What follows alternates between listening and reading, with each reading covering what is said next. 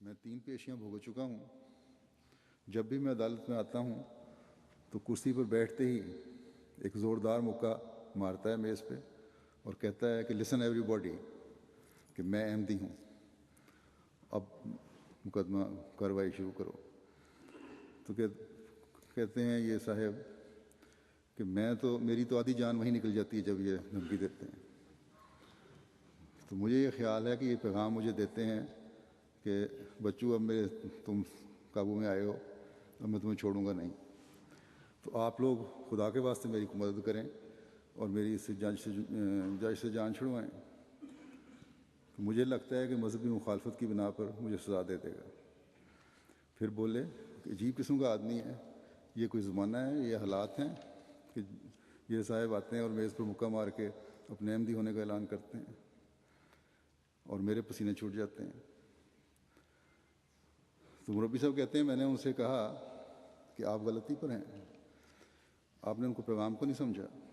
وہ میز پر مکہ مار کے جو یہ کہتے ہیں کہ سن لو ہر ایک کہ میں احمدی ہوں، اس کا یہ مطلب نہیں ہے کہ وہ آپ کو دھمکاتے ہیں، بلکہ اس کا مطلب یہ ہے کہ سنو اور غور سے سنو کہ میں احمدی ہوں، نہ میں رشوت لیتا ہوں، نہ ہی میں کسی کی سفارش سنوں گا، اور نہ ہی میرے فیصلے کسی تعصب کے زیر اثر ہوتے ہیں. میں صرف خدا سے ڈرتا ہوں. تو مربی صاحب نے کہا یہ ہے اصل مطلب ان کا، اس لیے ہم پر تو آپ رحم کریں اور ہمیں کسی سفارش میں مجبور نہ کریں، اور نہ ہی ہم ایسا کریں گے. تو کہتے ہیں بہرحال بڑے پریشان تھے وہ صاحب کہ اگر اس نے مجھے ٹانگ دیا تو پھر کیا ہوگا. تو میں نے کہا آپ کے کہنے کے مطابق اگر آپ بے قصور ہیں تو آپ کو یقین دلاتے ہیں کہ صرف مذہبی اختلاف کی بنیاد پر آپ کو سزا نہیں دیں گے. اس کے بعد ہم خیر چلے آئے. تو 5-6 مہینے کے بعد ان کے پی اے کا فون آیا کہ اطلاع دی کہ وہ بری ہو گئے ہیں باعزت طور پر، اور آپ لوگوں کا شکریہ ادا کر رہے ہیں، ہمارے وہ عالم صاحب جو ہیں لیڈر علماء اسلام کے. تو میں نے عرض کیا کہ ان سے کہیں کہ ہمارا شکریہ ادا کرنے کی ضرورت نہیں ہے، شکریہ ادا کریں اس امام مہدی اور آخر الزمان کا جس کی تعلیمات اور قوت قدسیہ کے فیض نے ایسی جماعت پیدا کر دی ہے جو ان اخلاق کو زندہ کرنے والی ہے جو آج دنیا سے ناپید ہیں. تو یہ تھا ان کا انصاف کا معیار.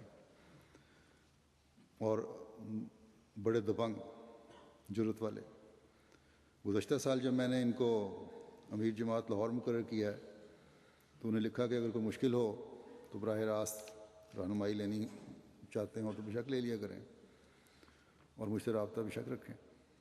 ایک دن ان کا فون آیا تو میں نے کہا خیر ہے.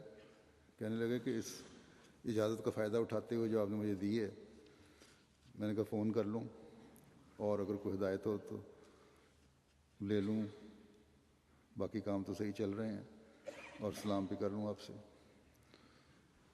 تو بڑے مزے ہوئے شخص تھے. سب کام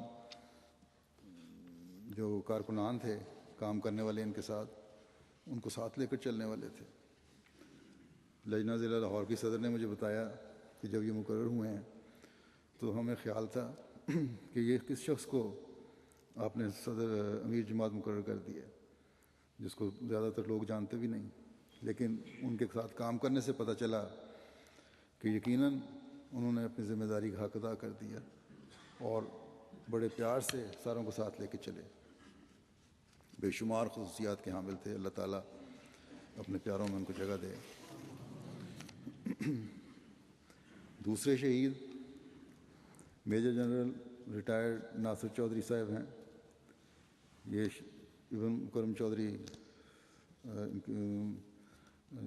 صاحب ابن مکرم چودھری صفدر علی صاحب، یہ بھی بھلول پور تحصیل پسرور ضلع سیالکوٹ کے رہنے والے تھے. ان کے والد صاحب انسپکٹر تھے اور 1930 میں ڈیوٹی کے دوران ہی وہ بھی شہید ہوئے تھے. اس وقت جنرل صاحب شہید کی عمر صرف 10 سال تھی. جنرل صاحب کی دادی جو تھیں حضرت چودھری ظفر اللہ خان صاحب کی رضائی والدہ بھی تھیں.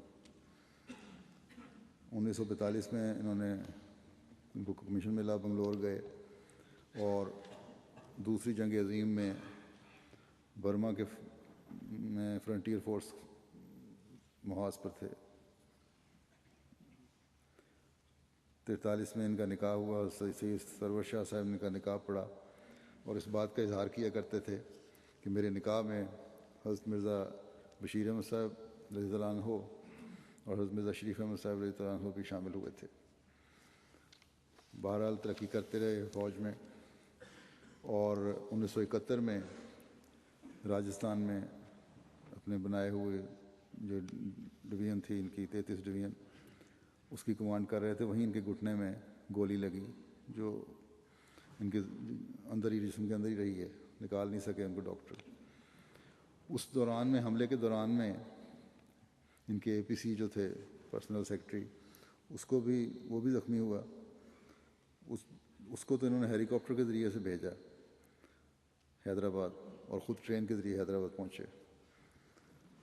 ڈاکٹر کہا کرتے تھے کہ یہ دوبارہ اور مزید تھا کہ خرابی پیدا ہو جائے گی، لیکن بہرحال بڑی قوت ارادی کے مالک تھے، ورزش کرتے رہے اور اللہ تعالیٰ کے فضل سے ان کی ٹانگ اس قابل ہو گئی کہ چلتے تھے اور اپنی کیٹیگری A کروا لی، کیونکہ B کی نوکری میں نوکر مل جاتا ہے۔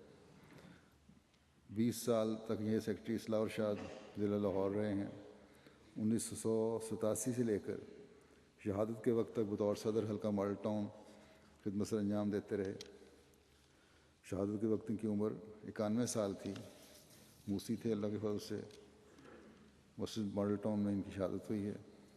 ان کی اہلیہ بیان کرتی ہیں کہ بہت مخلص اور خلافت سے محبت کرنے والے تھے، نمازی، پرہیزگار، جماعت کا درد رکھنے والے۔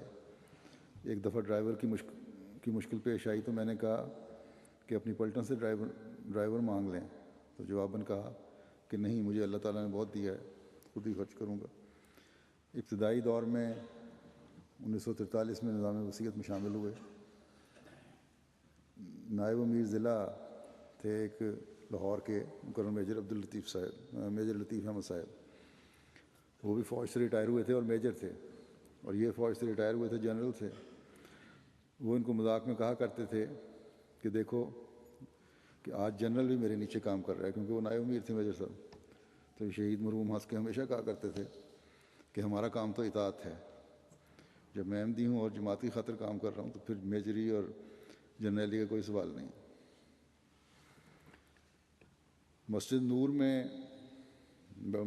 جو ماڈل ٹاؤن کی مسجد ہے، عموماً ہال سے باہر کرسی پر بیٹھا کرتے تھے، اور اس جو سانحہ ہوا ہے اس دن بھی فائرنگ شروع ہوئی ہے تو ایک صاحب احمدی نے، دوست نے، مبشر مرزا صاحب نے کہا کہ اندر آ جائیں، تو انہوں نے کہا کہ آپ باقی ساتھیوں کو پہلے اندر لے جائیں، اور پھر آخر میں خود اندر گئے اور ہال کے آخری حصے میں لگی ہوئی کرسیوں میں بیٹھ گئے۔ اس کے بعد لوگ تہہ خانے کی طرف جاتے رہے اور ان کو بھی لے جانے کی کوشش کی، لیکن انہوں نے کہا کہ نہیں، مجھے یہاں ہی رہنے دو۔ اسی دوران دہشت گرد نے ایک گرنیڈ ان کی طرف پھینکا جو ان کے قدموں میں پھٹا۔ گرنیڈ پھٹنے سے ان کے ساتھ والے بزرگ بھی نیچے گرے، لیکن اس کے بعد اٹھ کر دوبارہ کرسی پر بیٹھ گئے۔ پھر دہشت گرد نے ان پر فائرنگ کی، جس سے ان گردن میں ایک گولی لگی اور وہ کرسی پہ بیٹھے بیٹھے ہی سجدے کی حالت میں شہید ہوئے۔ بڑی عاجزی سے اور بڑی وفا سے، جیسا کہ میں نے کہا، انہوں نے اپنی جماعت کی خدمات بھی ادا کی ہیں اور عہد بیعت کو بھی نبھایا۔ شہادت کا رتبہ تو ان کو فوج میں بھی بعض حالات ایسے پیدا ہوئے جب مل سکتا تھا، لیکن خدا تعالیٰ کو ہر انسان کی کوئی نہ کوئی ادا پسند آتی ہے اپنے نیک بندوں کی۔ ان کی یہ ادا پسند آئی کہ شہادت کا رتبہ تو دیا، لیکن مسیح محمدی کے ایک کارکن کی حیثیت سے کام کرتے ہوئے دیا اور عبادت کرتے ہوئے دیا۔